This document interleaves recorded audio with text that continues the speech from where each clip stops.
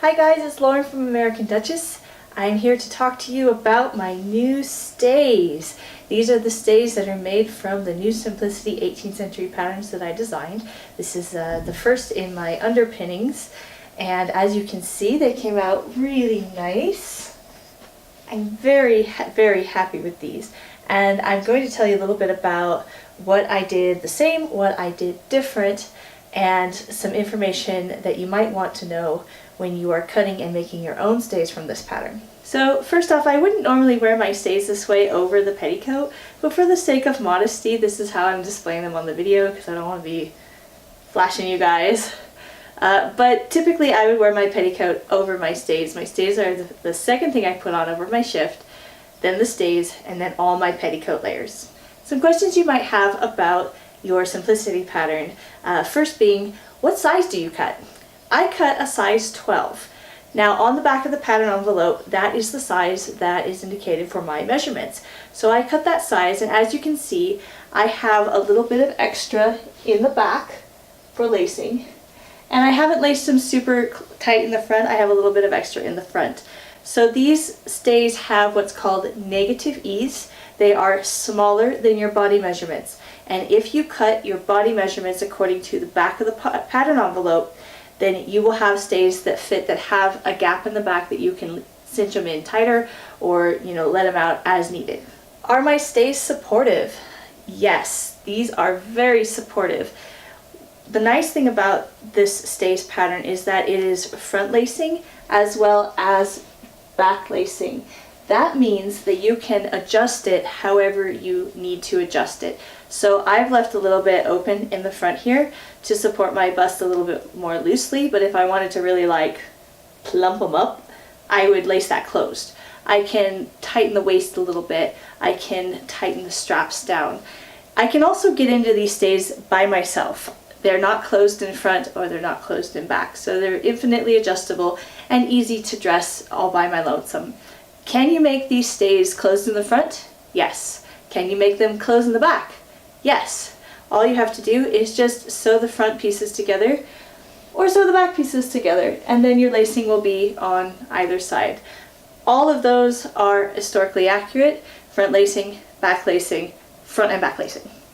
How do they fit? So as you can see, my stays are very low in the front.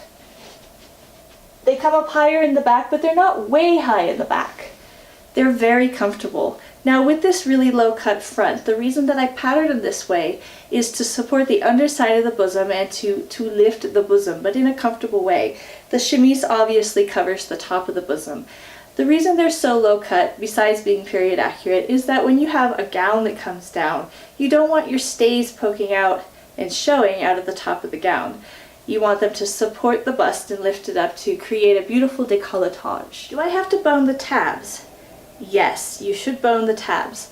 The reason for this is that the tabs splay out over the hips. So in the midsection here, when you stitch any kind of foundation garment on, it's squishing down and it's squishing up. So that flesh has to go somewhere. If you were to create just a hard line here, or you were not to carry the boning down into the tabs, it would create a very tight, very uncomfortable waist seam that would cut into your body. Do I have to add straps to the stays? No, you don't. You can just omit the straps. All you have to do is just not add them on the back, cut the seam allowance off, and bind over the top of it. Should my stays close? I personally like to have the ability to adjust in the front and the back, or at least one of those areas. So I patterned these specifically with a gap in the back or a gap in the front, either way too, so that you have some play to cinch in the waist a little bit or to cinch in the bust. Extant stays, we do have evidence that they closed. We have some engravings that show stays that are closed in the back. But this is a realistic garment. It's a working garment. It's an undergarment. Women would have let it out or taken it in as necessary. So no, your stays do not need to close, and in fact, if you want to have the maximum adjustability, I recommend that they don't close, that you have a gap at the back. What if you have a very full bust? Will these stays fit? The Simplicity pattern goes up to a size 22. On the back of the pattern envelope, that indicates that is a 44-inch bust. Now remember, these stays have negative ease, so you're going to be a smaller measurement when you've got them laced on than you are normally. Now, with the front lacing and the back lacing, again, they're infinitely adjustable, so you can let out this front lacing as needed to support your bust. On the side, there's a little tab where the strap laces on. That's to control the side of the bust. So we are pushing up, but we don't want it to fall out, so we have a little bit of a scoop here that's going to help control the bosom. Things about my stays that are the same as the pattern are the pattern pieces. So I've just cut the pattern pieces as is, and I've used those for my outer layer, my inner lining, and my lining. Things that are different from the stays pattern are the boning pattern I did. I also converted my front and back lacing to spiral lacing instead of crisscross lacing. I've done all of the same directions up until the point where I put the lining in.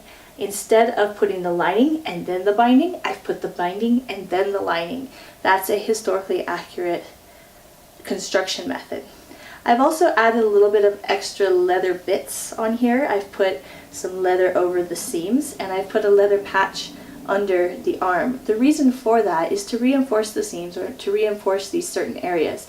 There's some things that I didn't do. For instance, I didn't do hand-stitched eyelets because I wanted to get this video done. I wanted to get this pair of stays done before Christmas so that I could show you and talk to you about them. So if you have any more questions, feel free to leave them in the comments. You can also contact me on Facebook or in my email, info@americanduchess.com.